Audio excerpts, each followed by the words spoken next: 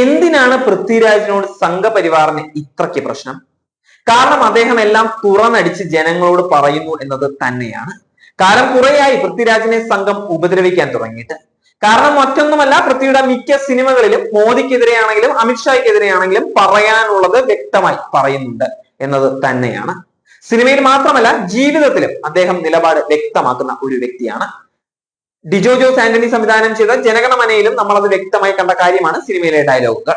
അതിനു മുന്നേ സംഘത്തിന് പൃഥ്വിയുടെ പ്രശ്നങ്ങൾ ഉണ്ട് എന്ന് നമുക്ക് പരിശോധിച്ചാൽ മനസ്സിലാകും. ഇപ്പോൾ വീണ്ടും ഒരിക്കൽ കൂടി അധികാര കേന്ദ്രങ്ങളുടെ എതിർചേരിയിൽ തന്നെയാണ് പൃഥ്വിരാജ് എത്തി നിൽക്കുന്നത്. 2002 ഗുജറാത്തിൽ നടന്ന പ്രശ്നങ്ങൾ, വംശഹത്യയും അതിലെ പ്രധാന സംഭവങ്ങളും ഒക്കെ ജനങ്ങൾ മറന്നുകൊണ്ടിരിക്കുകയായിരുന്നു. അത് എമ്പുരാനിലൂടെ വീണ്ടും പൃഥ്വിരാജ് ജനഹൃദയങ്ങളിലേക്ക് എത്തിക്കുകയാണ്. അന്ന് സ്ത്രീകളെ അതിക്രൂരമായി ബലാത്സംഗത്തിന് ഇരയാക്കിയതും കുട്ടികളെയും പ്രായമായവരെയും ഒക്കെ നിരവധി പേരെ കൂട്ടക്കൊല ചെയ്യപ്പെട്ടതും അതിന് നേതൃത്വം നൽകിയ ബാബു ബജ്രംഗിയും എല്ലാം ചിത്രം വീണ്ടും ഒരിക്കൽ കൂടി ഓർമ്മിപ്പിക്കുകയാണ്. എല്ലാവരുടെയും മനസ്സിലേക്ക് അത് പതിപ്പിക്കുകയാണ്.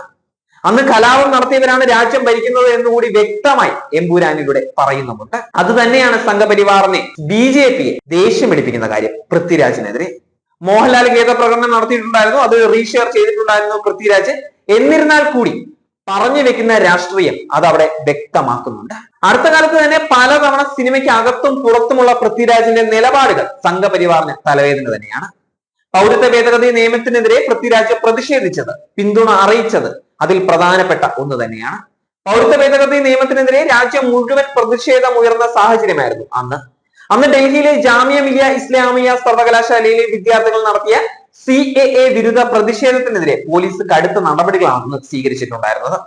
ആയിരക്കണക്കിന് പോലീസുകാർ കോളേജ് അധികൃതരുടെ അനുമതി ഇല്ലാതെ ക്യാമ്പസുകളിൽ പ്രവേശിച്ച് വിദ്യാർത്ഥികൾക്ക് നേരെ ലാത്തി വീശി കണ്ണീർ വാതകം ഉപയോഗിച്ച് അടിക്കുകയായിരുന്നു അവരെ. പോലീസ് വിദ്യാർത്ഥികളെ മർദ്ദിക്കുന്നതിന്റെ ദൃശ്യങ്ങൾ വാർത്താ മാധ്യമങ്ങൾ സംപ്രേഷണം ചെയ്തിട്ടുണ്ടായിരുന്നു. അത് പൃഥ്വിരാജ് റീഷെയർ ചെയ്യുകയായിരുന്നു. അതോടെ വിദ്യാർത്ഥികൾക്ക് ഒരുപാട് പിന്തുണയായിരുന്നു. രാഷ്ട്രീയ, സാംസ്കാരിക, സിനിമാ മേഖലയിലുള്ള ഒരുപാട് പേർ അവർക്ക് വേണ്ടി രംഗത്ത് വന്നിരുന്നത്. അന്ന് പൃഥ്വിരാജ് എഴുതിയത് ഇങ്ങനെയാണ്: വിപ്ലവം എപ്പോഴും നമ്മുടെ നാട്ടിൽ നിന്ന് തന്നെ ഉണ്ടാകുന്നതാണ് എന്നത്. അന്ന് ഒരുപാട് വിമർശനങ്ങൾ പൃഥ്വിരാജിന് ഉണ്ടായിരുന്നു. സംഘപരിവാർ രാജ്യവിരുദ്ധനാണ് പൃഥ്വിരാജ് എന്നത് വരെ ചാപ്പ കുത്തി കൊടുത്തിട്ടുണ്ടായിരുന്നു.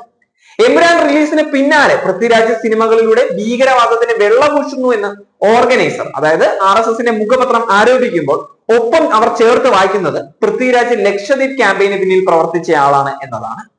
തങ്ങളുടെ ജീവിതം ഞെരുങ്ങിപ്പോയ അവസ്ഥയിൽ ലക്ഷദ്വീപിലെ ജനങ്ങളെ മുഴുവൻ അണിനിരന്ന ഒരു പ്രതിഷേധത്തിന് പിന്തുണ അറിയിച്ചതിന്റെ പേരിലാണ് പൃഥ്വിരാജിനെതിരെ RSS ഈ ആരോപണങ്ങൾ ഉന്നയിക്കുന്നത്. ലക്ഷദ്വീപ് വിഷയത്തിൽ പൃഥ്വിരാജിന്റെ പ്രതികരണം അദ്ദേഹത്തെ BJPയുടെ കണ്ണിലെ കരടാക്കി മാറ്റി എന്നത് തന്നെയാണ് വ്യക്തമായ കാര്യം. പൃഥ്വിരാജ് പറഞ്ഞത് ഇങ്ങനെയാണ്: ദ്വീപിൽ നടക്കുന്ന സംഭവങ്ങളിൽ അവിടെയുള്ളവർ സന്തുഷ്ടരല്ല. നിയമമോ പരിഷ്കാരമോ ഭേദഗതിയോ എന്തുമാകട്ടെ, ആത്യന്തികമായി അത് നാടിന് വേണ്ടിയല്ല, അവിടുത്തെ ജനങ്ങൾക്ക് വേണ്ടിയാകണം എന്നാണ് ഞാൻ വിശ്വസിക്കുന്നത്. ലക്ഷദ്വീപ് നിവാസികളുടെ ശബ്ദം കേൾക്കണമെന്ന് അധികാരികളോട് അഭ്യർത്ഥിക്കുകയാണ്. അവരുടെ നാടിന് നല്ലത് എന്താണ് എന്ന് അവർക്കറിയാം, അവരെ വിശ്വസിക്കുമെന്നാണ് അന്ന് പൃഥ്വിരാജ് പറഞ്ഞിട്ടുണ്ടായിരുന്നത്. പൃഥ്വിരാജിന്റെ ഈ പരസ്യ നിലപാട് ലക്ഷദ്വീപ് പ്രതിഷേധത്തിന് കേരളത്തിലും ഇന്ത്യയിലുമെമ്പാടും വലിയ ശ്രദ്ധ നേടിക്കൊടുത്തിട്ടുണ്ടായിരുന്നു.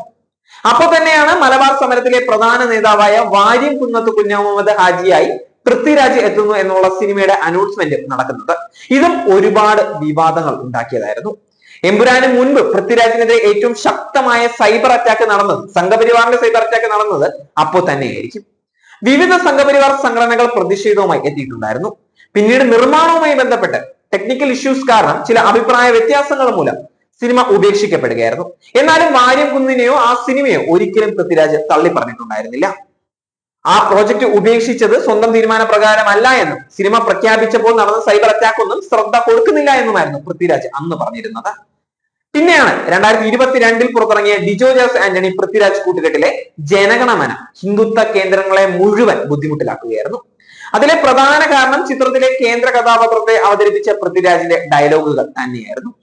ഗാന്ധിയെ കൊന്നതിന് 2 പക്ഷമുള്ള നാടാ സാറേ ഇത് എന്ന മാസ് ഡയലോഗ് ട്രെയിലറിലൂടെ പുറത്തിറക്കിയിരുന്നു.